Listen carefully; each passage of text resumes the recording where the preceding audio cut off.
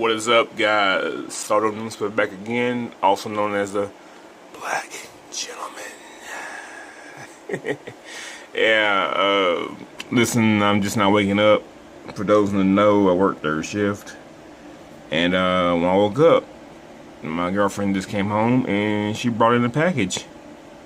And I says to myself, what have I ordered from Big Bad Toy Store that would be here today? And it dawns on me. It's that special package I ordered. And I'm about to tear it open and we're about to see what it is. If you follow me, the power of my editing magic, we'll open it. And we're back. And it, as predicted, it was what I thought it was. My new Friday the 13th, 2009 remake figure of Jason Voorhees. And before I open this flap, I gotta turn this bad boy around. There's some side art there. I don't know if that's a picture of the figure or from the movie. I think it's from the movie. But yeah, here he is on the back. Check this all out if you want to read that. Very, casual description of what goes on at Camp Crystal Lake. But we know personally we don't need this because we already know what happens at Camp Crystal Lake. There's pictures of the figure, different accessories and such. I'm honestly shocked that there's no picture of him holding the locket from the movie, with his mom in it.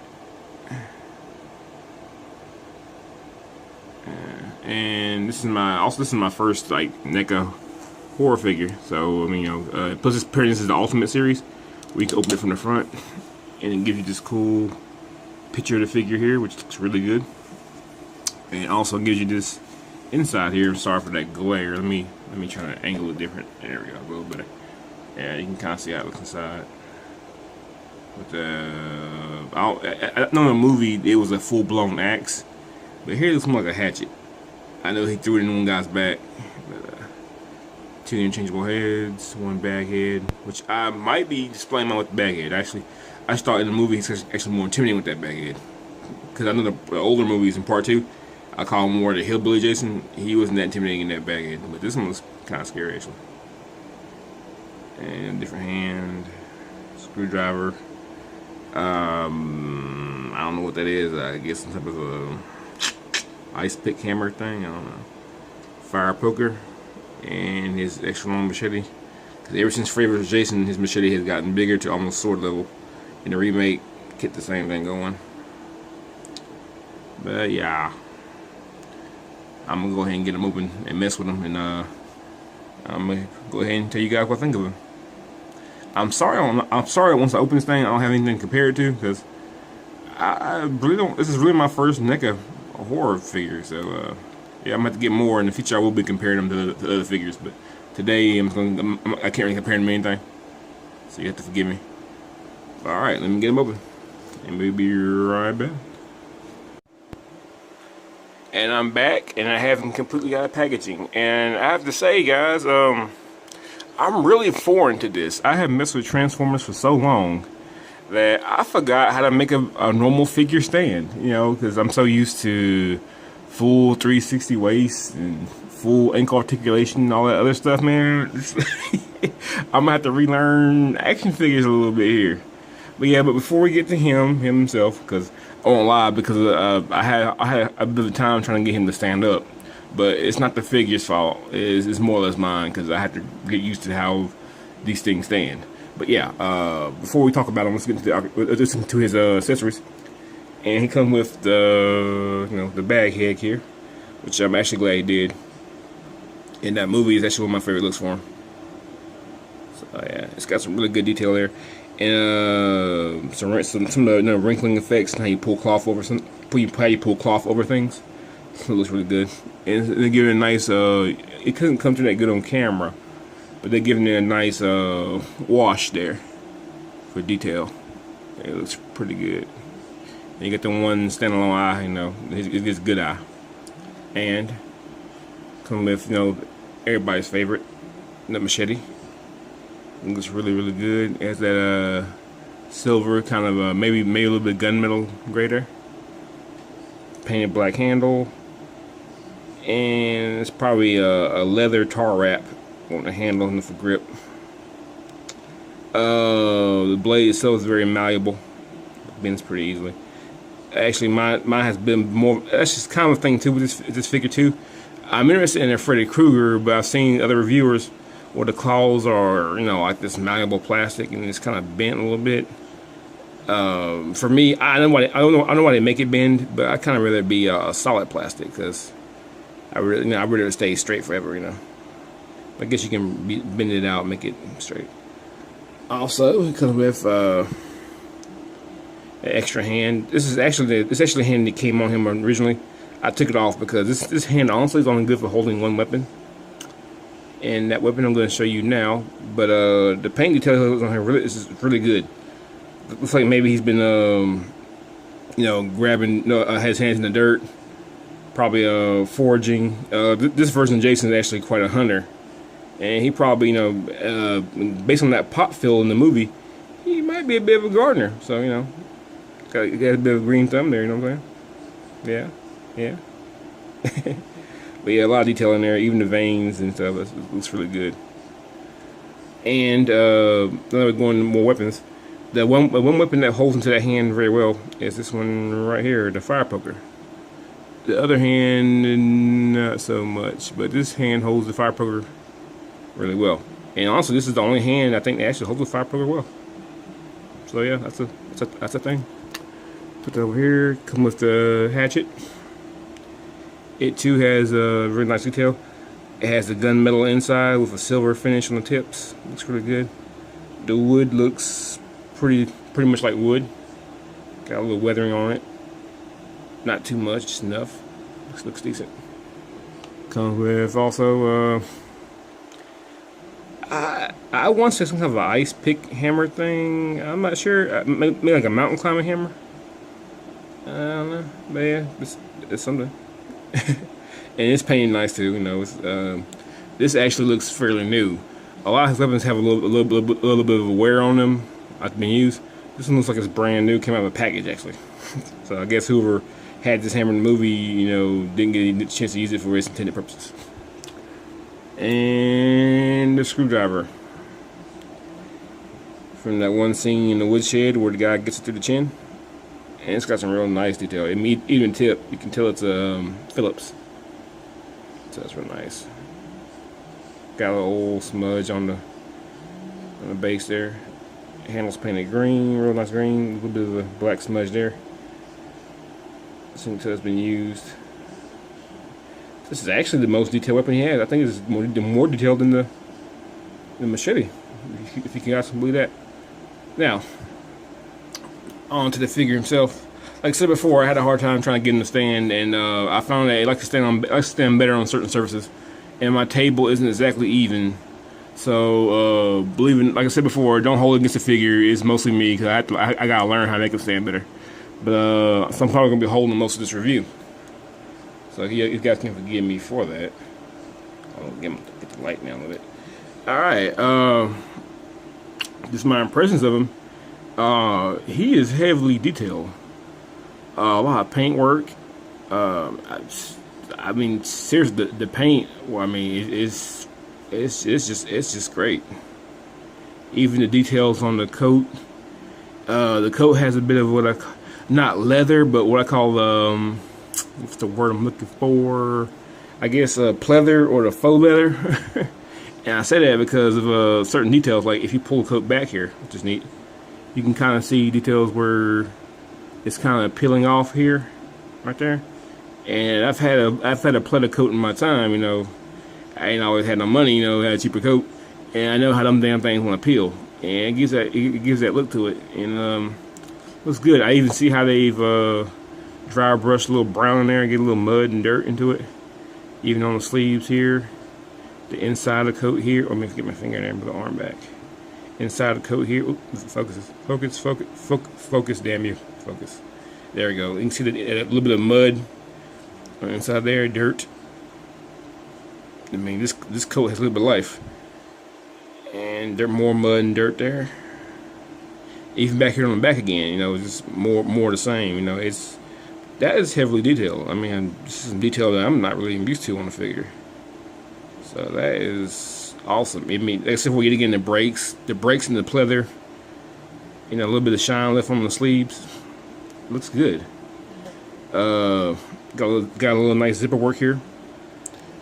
It's a little sloppy in areas on the zipper, but overall it does what it's supposed to do. And the shirt itself, it looks very lived in, torn, looks sweaty. Looks like it stinks. It doesn't. Looks like it stinks. The way they put the gloss on the neck here, it looks a little bit like the skin's kind of tight and pulled, a little sweaty. Real nice look. The mask itself, that's just wonderful. The chevrons are coming off just a little bit, way it should. A little deterioration there. The pants look really good. I got a nice pair of lived-in dirty hillbilly X jeans. The hole tripped in here on these. I mean, I need to rewatch the movie. I haven't seen it in a good long time, but I need to rewatch it because I want to see some of these accuracies that are actually correct, but they look good. More tears here. Shoes look surprisingly. Let's just get the focus. Look surprisingly well. I figured it'd be straight jet black, but no, they put a little detail in there. You know, I can tell they need a good polish. They've been worn in really good. Yeah, they look really good there. Now, in case anyone's wondering, yeah, the mask does come off. So let me pull it off, and you get this hideous thing. And yeah, it looks, even this detail, the way the skin looks, little indentations, made the plastic just a little glossy in here. That should give off the kind of a sweat effect. Looks good. You can see how the skin is very pulled back. You can see you really need to see a dermatologist because it looks really rough. Yeah. His one dead eye looks really good. The like cataract has totally covered it, so you can't see out of it all. That's nice. And the hair. We got to talk about the hair. The hair on top, I actually kind of like. It's kind of blending into the plastic. Right here, it's just kind of hanging down. And I believe this movie accurate because he did have long blonde hair. You know, given our listeners that Jason is in fact a blonde. At least the remake version of the blonde. I get that light out there. I'm sorry, guys. That light is just in my hand right here to fix that. But yeah, Jason's a blonde. But I don't hate it. I actually kind of like Jason having long tufts of hair. This is just a bit more hair than I'm used to. But I said, well, I don't hate it. It's all good. I just wish they could have blended in the longer pieces a little better. That's all. Overall, I'm satisfied with it. Back to the plastic itself. Like I said, blending in. The coat is a softer, more malleable plastic, kind of the weapons, so you can pull it back. You know, it bends a little bit. His satchel here, which the machete can slide through, it's kind of malleable itself. I don't want to pull too hard. I definitely want to break that. I'm aware that the machete can slide down inside of here through the hole and come out here, but I'm not gonna do that on camera for only because I don't want to bend it. But I have seen others do it, and believe me, it can do it. I'm just not gonna do it because I don't want to bend that blade any more than it's already kind of bent. So, yeah. Now, like I said, the articulation is very different on things versus what I'm used to. The waist does have a swivel, not full 360. Being a humanoid body, you probably don't need to have one, but you can turn about that much comfortably. The arms can go out this far. If I can get them out here, kind of stiff on mine. About that far, which is average, which is good. And it can bend at the elbow that high. It's good. And back. I think the wrists have a 360. They do. So that's good. And both arms same. Both bend out that far. Bend the elbow that far. 360. The hands do come off. Like I said, I've already changed his hands. So. And okay, the legs. Well, try some first. Legs go out about that far for me. I don't want to bend any more than that because, like I said before, I heard too this plastic can become brittle over time.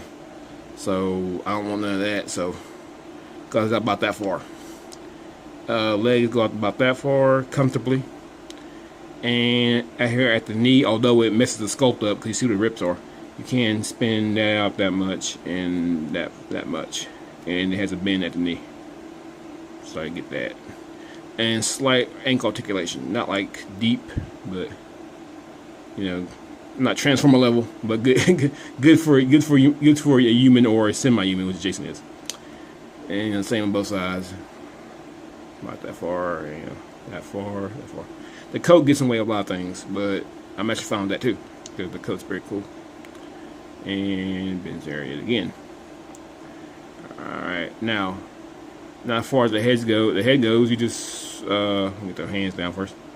You just take your hand here and just give it a little bit of a twist. And boop. There you go. Now he's decapitated. And it has a little peg here, and I hope these last almost forever.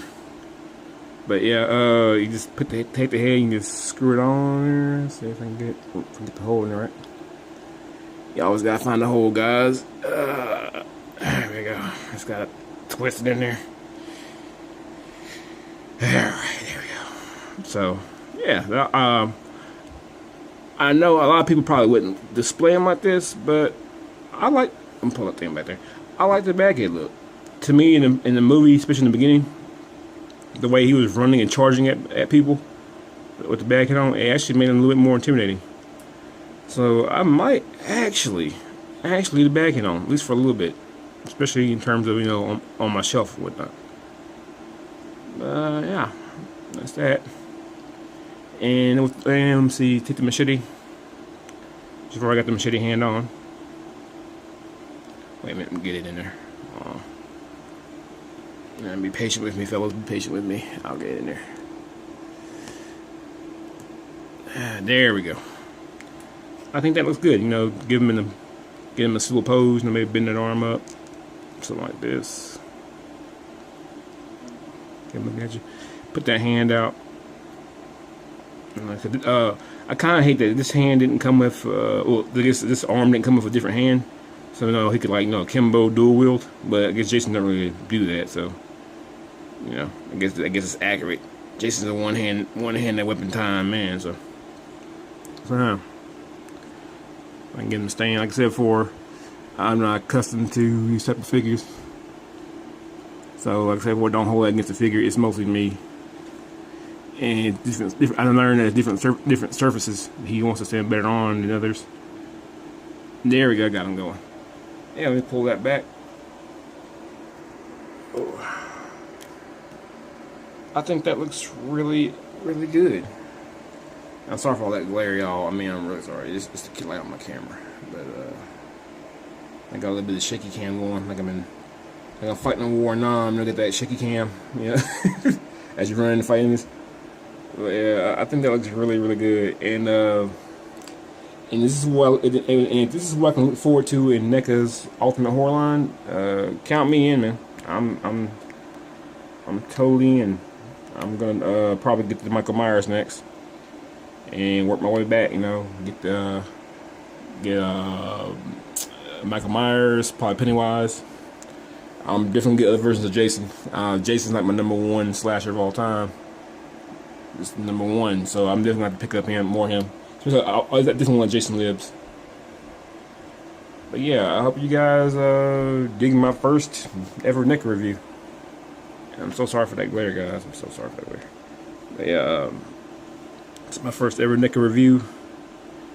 So hopefully, you know, I'll be doing more of these. Hell, maybe I'll branch out and go beyond NECA. Maybe other companies make these kind of figures. But yeah, I'm pleased with what I got here.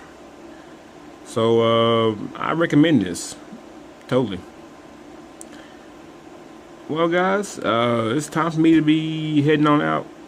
Sadly, I have to work again tonight, so I best go lay it down. But please like, share, and subscribe. You guys have been really helping me out there. I've been getting like more views and more subscriptions over the last few days. And it's been really good. You guys have been really good to me, and I appreciate every last one of you guys. Well, this has been Sardo Noospa, the Black Gentleman, out here doing God work, reviewing these figures. Catch you guys next time. Peace out. Also, one more thing before I do go, I have to give a big shout out to Rodimus Black, the Dreadhead Ninja himself. I was going through my subscription. That's all I normally do. I watch a lot of YouTubers, and I was going through his G1 or not G1 video, and lo and behold, he gave your boy Sardo Noospa, the Black Gentleman, a shout out. So I definitely got to do the same. You know, I gotta support us, you know, small channels. So guys, please go check him out. Really cool dude. He also makes a lot of his own Transformer customs, which are very nice. I haven't seen anything like that before. This guy is on point with his customs. Yeah. Also, he's some of his figure choices have actually influenced me. He's one of the reasons I bought the KO Gravity Builder. Very cool dude. So I'm gonna put a link in the bottom of this video to his page. I would highly recommend you guys check him out, especially if you're into Transformers and no customs. You know, cool dude. All right, y'all. This time I'm really gone. I just had to come back. I had to show this guy some love. Cool dude. All right, now. Peace out.